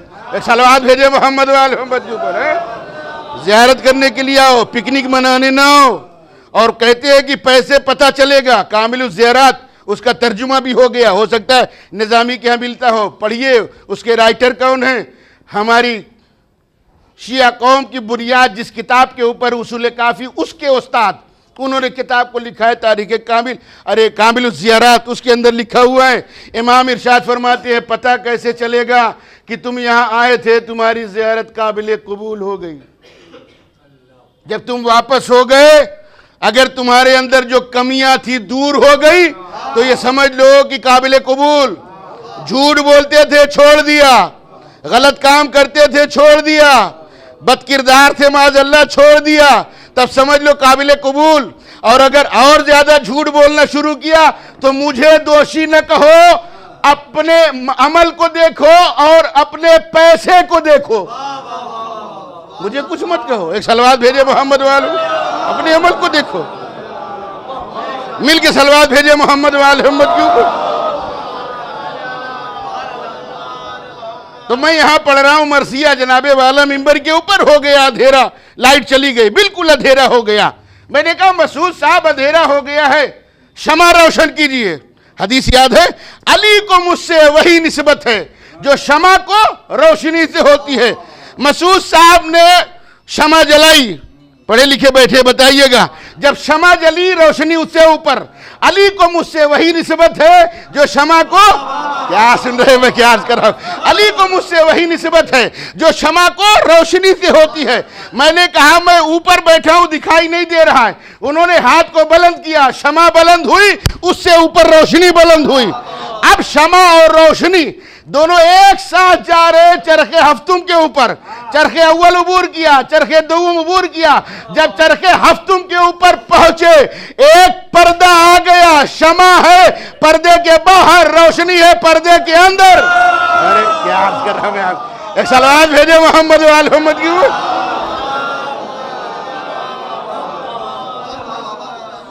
حق بات جو ہوتی ہے وہ قلم کے ذریعے سے میاں کتاب کے اوپر آ جاتی ہے۔ محدث دہلوی کہتے ہیں کہ جب وہاں نبی پہنچنے کے بعد کہا پروردگارا میں تیرا مہمان بن کے آیا ہوں، آواز قدرت آئی کہ محمد میں تمہیں دیکھ رہا ہوں۔ جی چند لوگوں نے کہا سبحان اللہ، باقی لوگ چپ رہے، اس کا مطلب کہ میری بات آپ تک پہنچی نہیں ہے۔ میں تمہیں دیکھ رہا ہوں۔ دیکھا کیسے جاتا ہے؟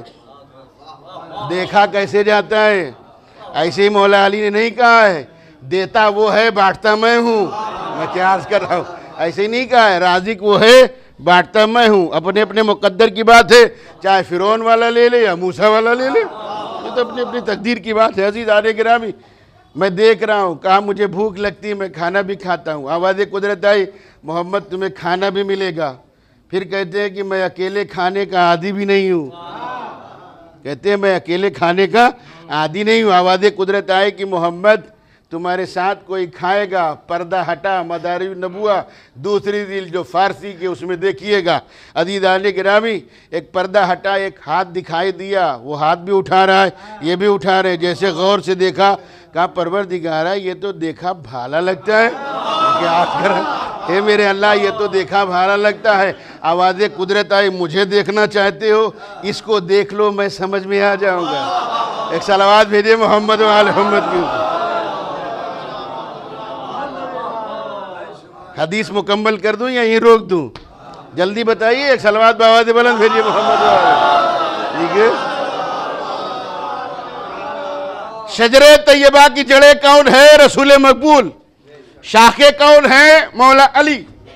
پتے کون ہیں؟ ہم آپ۔ اس کے پھل کون ہیں؟ آئمہ۔ دنیا میں آپ نے درخت دیکھا ہوگا جس کی شاخیں آسمان سے ملتی ہے، لیکن کوئی بزرگ ہمیں بتائے کہ ہم نے کوئی ایسا درخت دیکھا ہے جس کی شاخیں آسمان سے ملتی ہو؟ کوئی درخت ہمیں کوئی دیکھا ہو تو ہمیں بتائے کہ کون سا ایسا درخت ہے جس کی شاخیں آسمان سے ملتی ہے۔ توجہ کیجئے گا، اب جب اتنی فضیلت سن چکے نبی، بات تو یہی ہے کہ نبوت فضائل پڑھے۔ عزیزان گرامی میں تو کبھی کبھی ممبر سے آپ کی خدمت میں عرض کر رہا ہوں، کبھی کبھی لیٹ کے سوچتا ہوں کہ میرے مولا ایک وہ بھی دن آ جائے کہ آپ ہمارے سامنے ظہور فرمائیں۔ ایک صلوات بھیجے محمد وآل محمد کے اوپر۔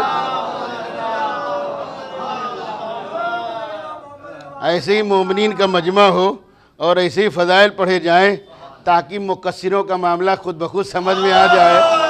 ٹھیک ہے، ایسا موقع مل جائے تاکہ ہم آپ کے فضائل جو حقیقتاً ہے بیان کریں، یہ بھی زندگی میں بھی اور آپ کے سامنے بھی، تاکہ معلوم تو ہو جائے کہ ارے اتنے فضائل سے علم کی باتیں ہونا چاہیے، قوم فضائل میں ڈوبتی چلی جا رہی ہے، علم سے بہت دور ہوتے چلے جا رہے۔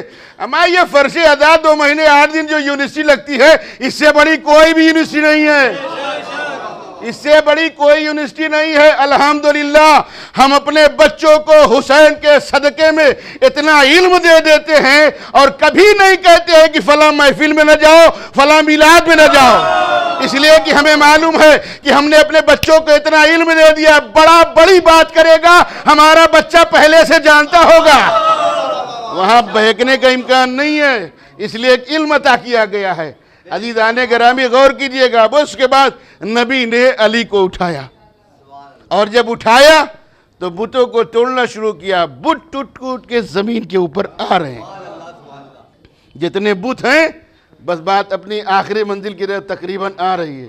اب ہم نے کہہ دیا آ رہی، لیکن مسعود صاحب اب بہت غور سے ہم کو دیکھیں گے، ابھی نہ آنے دیا جائے۔ صلوات بھیجے محمد، مسئلہ یہ ذرا آواز بلند صلوات بھیجے محمد وآل محمد کی، توجہ کیجئے گا عزیزان گرامی، اور بت ٹوٹ ٹوٹ کے زمین کے اوپر آ رہے، توجہ کیجئے گا اور آیت اپنے ذہن میں رکھیے گا، جس کی جڑیں رسول پاک ہیں، جس کی شاخیں مولا علی ہے۔ ایک مرتبہ رسول نے سوال کیا، یا علی آپ اپنے آپ کو کیسا محسوس کرتے ہیں؟ مسکرا کے جواب دیا، یا نبی اللہ اگر چاہوں تو آسمان کو چھو لوں، اگر چاہوں تو آسمان کو چھو لوں۔ یہ آیت کی تشریح ہو رہی ہے۔ بس جلدی سے ایک بات سن لیجئے، آپ کو بھی یاد ہوگا جب سائیکل کی حکومت تھی یہاں، ایک صلوات بھیجے محمد، ٹھیک ہے؟ اما صلوات ایسی پڑھیں کہ پڑھنے کا جی چاہیں، ٹھیک ہے؟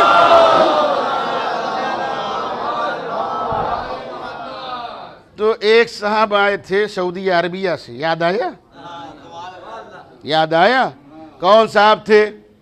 میں گھڑے میں نہیں بول رہا ہوں، مائک پہ بول رہا ہوں، اخبار کے اندر بھی چھپا تھا، خبروں میں دکھایا بھی جا رہا تھا، خانہ کعبہ کے امام آئے ہوئے تھے۔ یاد آیا کہ نہیں آیا؟ حکومت نے چاپلوسی میں جو سڑکیں خراب تھی ساری ندوہ تک بنوا کے ایک دم ریڈی کر دیا، جس کا نتیجہ کیا نکلا خود ہی چلے گئے۔ صلوات بھیجے محمد، مسئلہ ہی ہے، ٹھیک ہے؟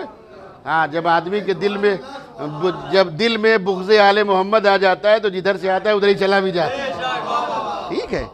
اور یہ کلار قوت تک پورا ایک جنب غفیر لگا ہوا ہے۔ اور آپ نے دیکھا ہوگا کہ جب صاحب وہ تشریف لے آئے الحمدللہ، موسی ایئرپورٹ کے اوپر اترے تو بڑے بڑے لوگ، بہت وی آئی پی لوگ، آپ سمجھ رہے ہیں نا، کچھ چیزیں اشارے بھی سمجھا کہ بڑے بڑے لوگ، یہ ایک جنب غفیر لگا ہوا ہے صاحب، بھیڑ لگی ہوئی ہے، اور یہ سب کے سب بڑے موٹے موٹے ہار گلاب کے سب اس کو پہنا رہے ہیں۔ تب کسی کے ذہن میں نہیں آیا یہ جو ہار پہنایا جا رہا ہے بدعت ہے؟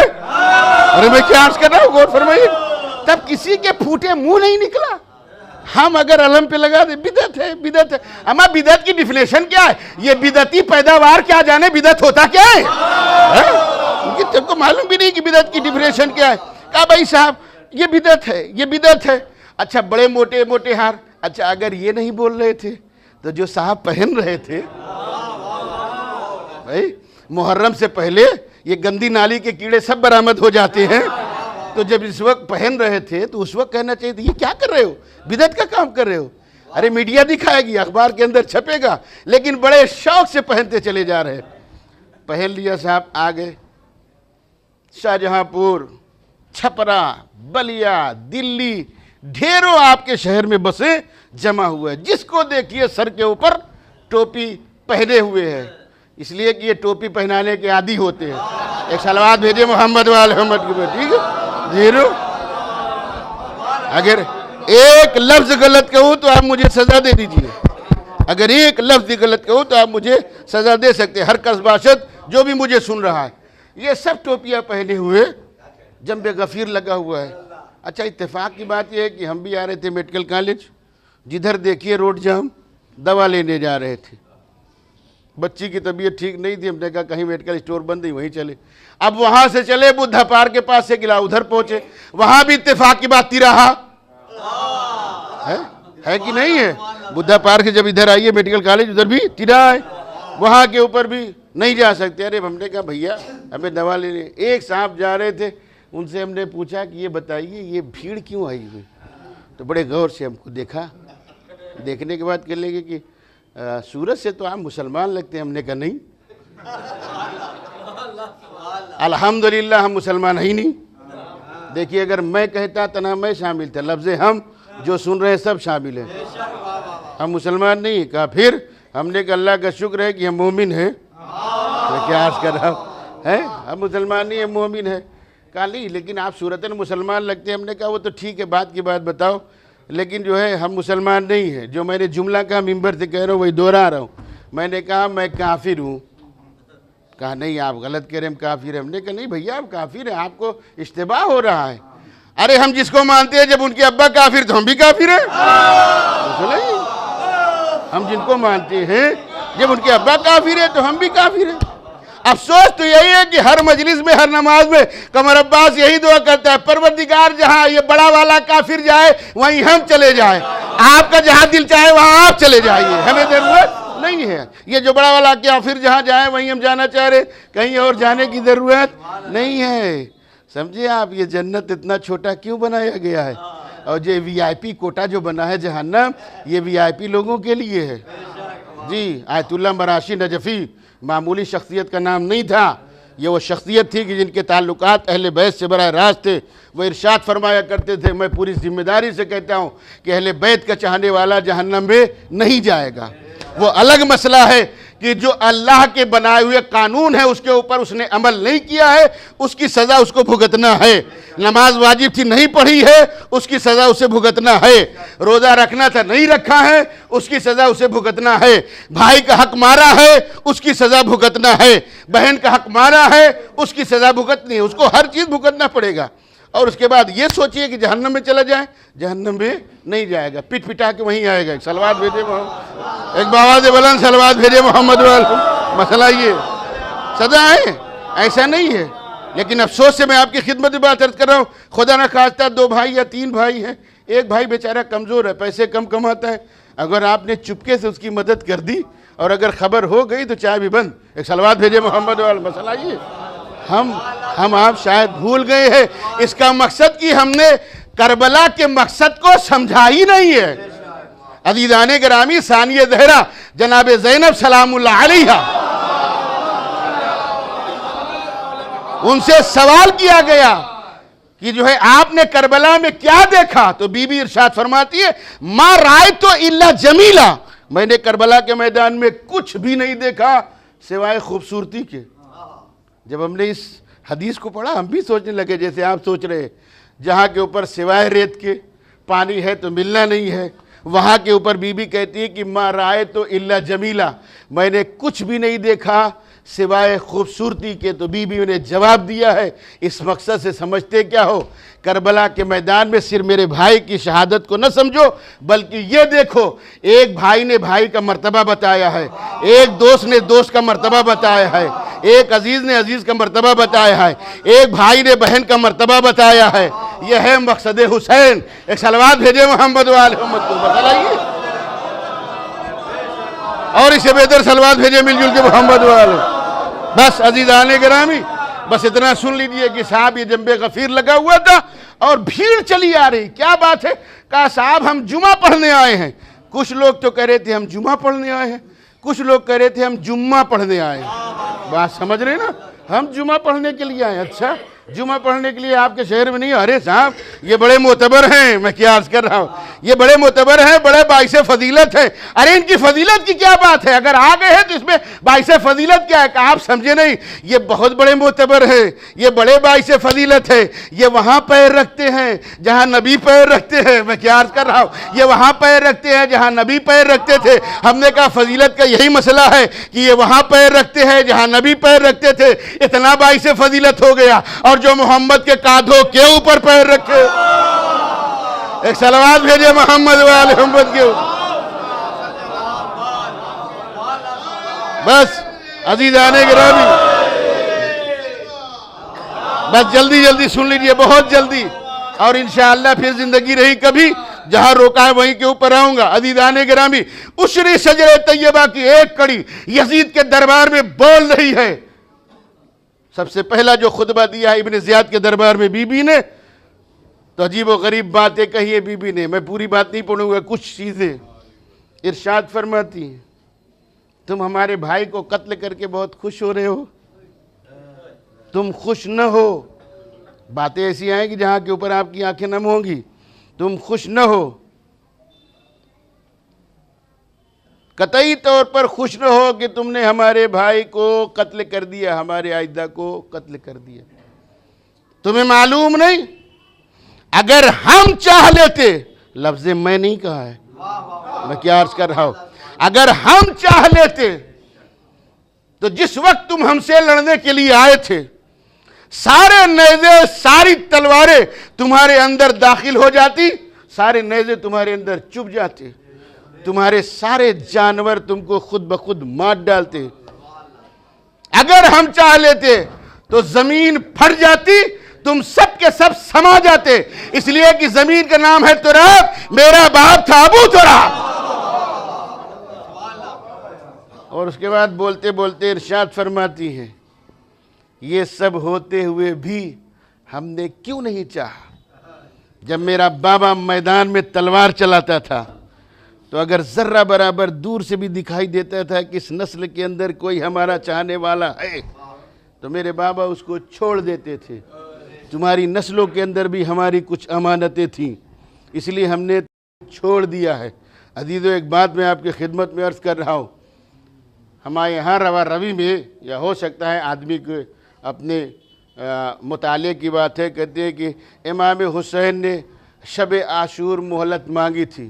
میں اس کا قائل نہیں ہوں، میں اپنی بات کہہ رہا ہوں، جو پڑھتا ہے پڑھے، اچھی بات ہے، ان کا اپنا مطالعہ، لیکن میں اپنی ذاتی بات بتا رہا ہوں کہ میں اس کا قائل نہیں ہوں کہ امام حسین نے شب عاشور مہلت مانگی تھی، اس لیے کہ امام مہلت نہیں مانگتا ہے، امام مہلت دیتا ہے۔ امام مہلت نہیں مانگتا ہے، امام مہلت دیتا ہے۔ تو یہ امام نے یہ کیوں کیا تھا یہ بھی سن لیجئے، چونکہ حسین امام تھے، حسین دیکھ رہے تھے ہمارے مد مقابل لشکر میں ایک ہیرا ہے جو ہماری طرف آنے والا ہے، تو یہ امام حسین نے مہلت مانگی نہیں تھی، مہلت دی تھی۔ اور فضائل بیان کرتے کرتے بی بی ارشاد فرماتی ہے کہ تجھے معلوم نہیں ہے کہ ہم کون لوگ ہیں، اے عمر سعد، اب بھی تیرے ابن زیاد اب بھی تیرے دربار میں، یہ بی بی کا جملہ ہے۔ پہلا خطبہ عباس بک ایجنسی نے شائع کیا ہے، اٹھا کے پڑھیے، تیرے دربار میں اب بھی بہت سے لوگ ایسے بیٹھے ہوئے ہیں۔ یزید لا الہ الا اللہ بھی کہتا تھا، محمد رسول اللہ بھی کہتا تھا، لا الہ الا اللہ بھی کہتا تھا، محمد رسول اللہ بھی کہتا تھا۔ اب بھی تیرے دربار میں بہت سے لوگ ایسے بیٹھے جنہوں نے میرے نانا سے براہ راست اس حدیث کو سنا تھا، یا علی تم سے بغض وہی رکھے گا جس کا نسب خراب ہوگا۔ جیسے بی بی نے یہ جملہ کہا، بہت سے لوگوں کی پیشانیوں سے پسینے ٹپکنے لگے۔ ارشاد فرمایا، یقین نہیں ہوتا تو دیکھ لے، یہ صورتیں بتا رہی ہے کہ یہ کون لوگ ہیں۔ اس کا مطلب کہ لا الہ الا اللہ لاکھ کوئی کہے، محمد رسول اللہ لاکھ کوئی کہے، لیکن اگر حسینیت کا دشمن ہے تو اس کا نہ لا الہ الا اللہ کام آئے گا، نہ محمد رسول اللہ کام آئے گا۔ ہم ہر اس مسلمان کی عزت کرتے ہیں جو اہل بیت سے محبت کرتا ہے۔ ہر مسلمان جو اس مسلمان سے جو ہمارے اہل بیت سے محبت کرتے ہیں، ہم اس سے بھی تعلقات رکھتے ہیں۔ اور جو اہل بیت کو نہیں مانتا ہے تو ہم اپنے قریبی کو چھوڑ دیتے ہیں، وہ تو بہت دور کی بات ہے۔ صلوات بھیجئے محمد وآل محمد۔ بس عزیزان گرامی، یہ فرش ازا، یہ مجلس ازا، اس کو غنیمت سمجھیے۔ ایام ازا جب قریب ہوتے ہیں تو ہم بڑی حسرت سے اپنے عزا خانے کو سجاتے ہیں۔ چاند نمودار ہوتا ہے، دیکھتے ہیں عزا خانے کو سجا دیا، آج ہمارے گھر میں کوئی مہمان بن کے آ رہا ہے۔ اللہ اکبر، آنسوؤں کی منزلت کو سمجھا کیجیے۔ میرے عزیزو، فضائل اس لیے بیان کیے جاتے ہیں تاکہ مومنین کے قلوب منور ہو جائیں، علم میں اضافہ ہو جائے، لیکن مجلس کا ماحصل ہماری آنکھوں سے چند قطرات نکل آئیں، وہی ہمارے لیے باعث ضمانت ہے۔ وہ بیوی جو اتنی دیر سے آ کے بیٹھی رہتی ہیں، کبھی کسی عزادار کو کوہنی نہ مارا کیجیے، کبھی کسی عزادار کو ڈھکیلیے مت، اس لیے کہ کوئی نہیں جانتا کس کے بغل میں کون کہاں کھڑا ہے، کون کہاں بیٹھا ہے، یہ کوئی نہیں جانتا۔ جب فرش ازا بچتی ہے، کوئی آئے یا نہ آئے، شام سے ایک بیوی اٹھتی ہے، اللہ اکبر، آتی ہے بقی کے اندر ٹوٹی ہوئے قبر کے پاس، اماں جان چلیے فلاں جگہ فرش ازا بچ گئی، بھیا کے ماتمدار جمع ہو گئے، اللہ اکبر، آنے کے بعد آواز دیتی ہے میرے لال کے اوپر گریا کرنے والے، اے میرے لال کے اوپر فرش ازا بچھانے والے، اے میرے لال کا ماتم کرنے والے، یہ تمہارے اشک رائے گا نہ جائیں گے بلکہ ہمارے زخم کے مرہم بن جایا کرتے ہیں۔ میرے نگاہوں کی پڑھی ہوئی روایت ہے جو میں آپ کی خدمت میں عرض کر رہا ہوں، اکیلے ثانیہ زہرا نہیں آتی ہے، ان کے ساتھ حسین کی چھوٹی سی جان آتی ہے۔ اولاد والے تشریف فرما ہے، جن کے نہ ہو اللہ ان کو اولاد نرینہ عطا فرمائے۔ کبھی بھی بیٹیوں کو حقارت کی نظر سے نہ دیکھا کیجیے۔ میرے یہاں 3 ہیں مثلاً، اللہ کا شکر ادا کیجیے کہ پروردگار تو نے میرے گھر کے اندر رحمت دی ہے۔ 2 ہیں، خوش ہویا کیجیے، اللہ نے ہمارے گھر کے اندر رحمت دی ہے۔ اور آپ بخوبی جانتے ہیں کہ بیٹے کا اگر کوئی مسئلہ ہوتا ہے تو اپنی ماں سے بیان کرتا ہے، اور بیٹیوں کا اگر کوئی مسئلہ ہوتا ہے دن بھر اپنے باپ کا انتظار کرتی ہیں، اور جیسے ہی باپ گھر کے اندر قدم رکھتا ہے پانی لے جا کے پیش کر دیا، پھر اپنی بات کو بیٹی بیان کرتی۔ کبھی کبھی بچے کہہ دیتے ہیں کہ ابا ان کو مانتے ہیں ہم کو کم مانتے ہیں، ایسی کوئی بات نہیں ہوتی ہے، سب کی محبت برابر ہوتی ہے، لیکن یہ پرائے کی امانت ہوتی ہے، آج ہمارے گھر میں ہے کل کسی گھر میں منتقل ہو کے چلی جائیں گے۔ تو عزیزان گرامی، سب کی مصیبت اپنی جگہ کے اوپر، حسین کی ننھی سی جان کی مصیبت اپنی جگہ کے اوپر، سب کے ہاتھ پسے گردن بدے ہوئے تھے۔ جب ننھی سی بچی جب آتی ہے، ذاکر فضائل بیان کرتا ہے، مومنین خوش ہوتے ہیں۔ ایک مرتبہ ذاکر نے پہلو بدرا، جیسے نام حسین آیا آنکھیں نم ہونے لگتی ہے۔ ننھی سی بچی سوال کرتی، پھوپھی اماں ابھی تو یہ خوش ہو رہے تھے، یہ رونے کیوں لگے؟ ابھی یہ خوش ہو رہے تھے، یہ رونے کیوں لگے؟ ثانیہ زہرا ارشاد فرماتی ہے میرے لال تمہارے بابا کی مصیبت ہی ایسی ہے کہ مصیبت کا تذکرہ کیا جاتا ہے آنکھیں نم ہونے لگتی ہے۔ جزاک اللہ، اللہ کوئی غم نہ دے سوائے امام مظلوم کربلا کے۔ ہمارے علماء ائمہ نے ارشاد فرمایا ہے، ہمارے علماء کہتے ہیں خاص کر یہ جو تاریخیں ہیں اس میں اور زیادہ عزاداری کیا کرو۔ اللہ اکبر، یہ جو تاریخیں ہماری ربیع الاول کی بچی ہیں اس کے اندر اور زیادہ عزاداری کیا کرو۔ کیوں؟ اس لیے کہ ابھی ابھی فاطمہ یتیم ہوئی ہے، ابھی ابھی فاطمہ یتیم ہوئی ہے۔ 28 صفر المظفر کو رسول دنیا سے گئے ہیں، فاطمہ کے بابا کا سایہ سر سے اٹھا ہے۔ عزیزان گرامی، فاطمہ یتیم ہوئی اس لیے اور عزاداری کیا کرو۔ میرے عزیزو، سب کی مصیبت اپنی جگہ کے اوپر، لیکن حسین کی ننھی سی جان کی مصیبت اپنی جگہ کے اوپر۔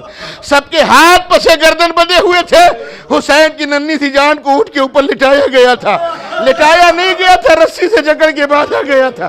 جب اونٹ چلتا ہے ننھی سی بچی تڑپ جاتی ہے۔ ایک مرتبہ چلتے چلتے جملہ سنیں گے، میرے پڑھے ہوئے فقرے کبھی یاد آ جائیں تو حقیر کو دعاؤں میں یاد رکھیے گا۔ ایک مرتبہ چلتے چلتے ننھی سی بچی نے عجیب و غریب سوال کیا ہے، اے میرے بھیا سید سجاد یہ بتائیے اگر کسی کو بہت زیادہ پیاس لگتی ہے، اے میرے بھیا سید سجاد بتائیے اگر کسی کو بہت زیادہ پیاس لگتی ہے اس کے جسم کے اوپر کیسی چیزیں عارض ہوتی ہے؟ آپ کے چوتھے امام نے ہتھکڑیوں کو سنبھالا، آپ کے چوتھے امام نے بیڑیوں کو سنبھالا۔ ارشاد فرمایا میری بہن اگر کسی کو بہت زیادہ پیاس لگتی ہے اس کی سب سے پہلی علامت یہ ہے اس کے ہونٹ خشک ہو جاتے ہیں۔ جب پیاس کی شدت اور آگے بڑھتی ہے زبان کے اندر لکنت پیدا ہو جاتی ہے۔ جب پیاس کی شدت اور آگے بڑھتی ہے زبان لکنت پیدا کرنے لگتی ہے۔ جب پیاس کی شدت اور آگے بڑھتی ہے انسان کے اوپر غشی طاری ہو جاتی ہے۔ جب پیاس کی شدت اور آگے بڑھتی ہے انسان بے ہوش ہو جاتا ہے۔ آخری حد سنیں گے جو امام نے بتائی، اے میری بہن جب پیاس اپنے حد سے عروج کے اوپر پہنچ جاتی ہے تو ہڈیوں سے چٹکنے کی آواز آتی ہے۔ جیسے یہ جملے سننے سے ننھی سی بچی نے آواز، اے میرے بھیا سید سجاد ہمارے حالات ایسے ہی ہیں، ہماری ہڈیوں سے چٹکنے کی آواز ہے۔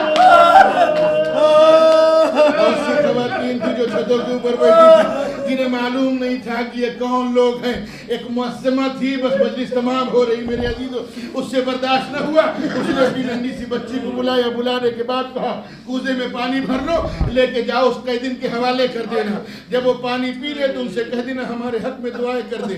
अब आपके इमाम क्या इरशाद फरमाते हैं, जब भी तुम्हारी आंखों से अश्क निकल आए दुआएं जरूर किया करो, अल्लाह दुआएं जरूर किया करो, दुआएं मुस्तजाब होती है। बोला क्यों?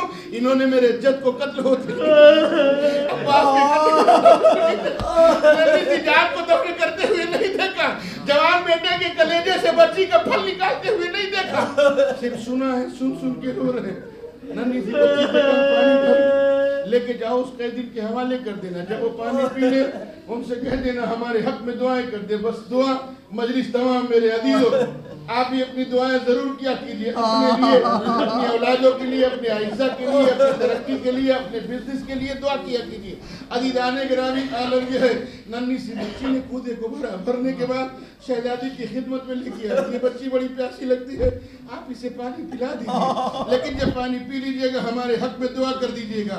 एक मरतबा सालिया ज़हरा ने इरशाद फरमाया, शायद तुझे मालूम नहीं हम आले मोहम्मद है, पहले ये बता तेरी दुआ क्या है, पहले ये बता तेरी दुआ क्या है।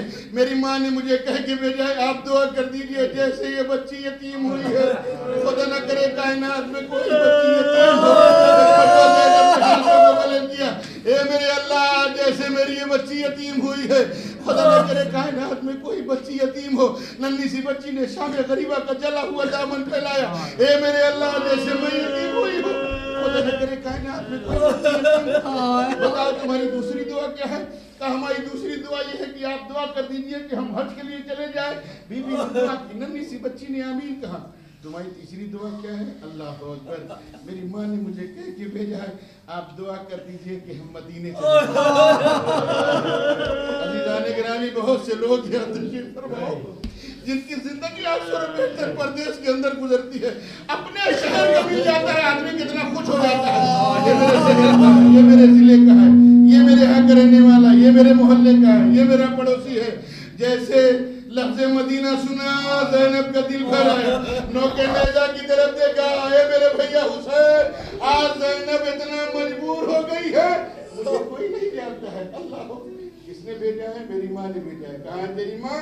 वो छत के ऊपर बैठी, जा अपनी माँ को बुला के लेके आ, जा अपनी माँ को बुला के लेके आ। नन्ही सी बच्ची दौड़ी गई, अम्मा अम्मा, वो कैदी आपको बुला रही, बस मजलिस तमाम हो रही मेरे अजीजों, अम्मा वो कैदी आपको बुला रही है। अम्मा लगता है वो आपको जानती है क्या? उस मौलवी ने जल्दी से रज़ा डाली, डालने के बाद सीने को तय किया, तय करने के बाद बीबी की खिदमत में आई, आपने हमें बुलाया? हाँ हमने तुम्हें बुलाया, तुमने दुआएं करवाई थी, हमने तुम्हारी दो दुआ कर दी, लेकिन ये बताओ तुम मदीने क्यों जाना चाहते हो? मदीने क्यों जाना चाहते हो? आप मदीने को जानती? कहा हम मदीने को जानते हैं, मदीने में एक मोहल्ला है जिस मोहल्ले का नाम मोहल्ले बनी हाशिम है, आप मोहल्ले बनी हाशिम को जानती? हाँ हाँ हम मोहल्ले बनी हाशिम को जानते हैं। मोहल्ले बनी हाशिम के अंदर एक घराना आबाद है, हमारे आका हुसैन भाई का नाम लिया गया, ज़ैनब का दिल भर आया, हुसैन को जानते हैं। उस घर के अंदर छोटे छोटे औनो मोहम्मद रहते हैं, आप जानती हैं? हम जानते हैं। उस घर के अंदर हम शक्ल नबी रहता है जिसका नाम अकबर है, आप जानती हैं? हाँ हम जानते हैं। उस घर के अंदर एक शुजा रहता है जिसका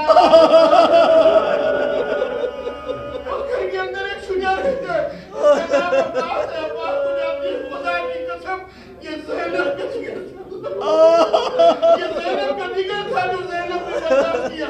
हाँ हम अब्बास को जानते हैं। उस घर के अंदर अल्लाह अकबर, उस घर के अंदर मेरी एक शहजादी उस घर के अंदर मेरी एक शहजादी रहती है जिनका नाम ज़ैनब है। आप ज़ैनब को जानती है?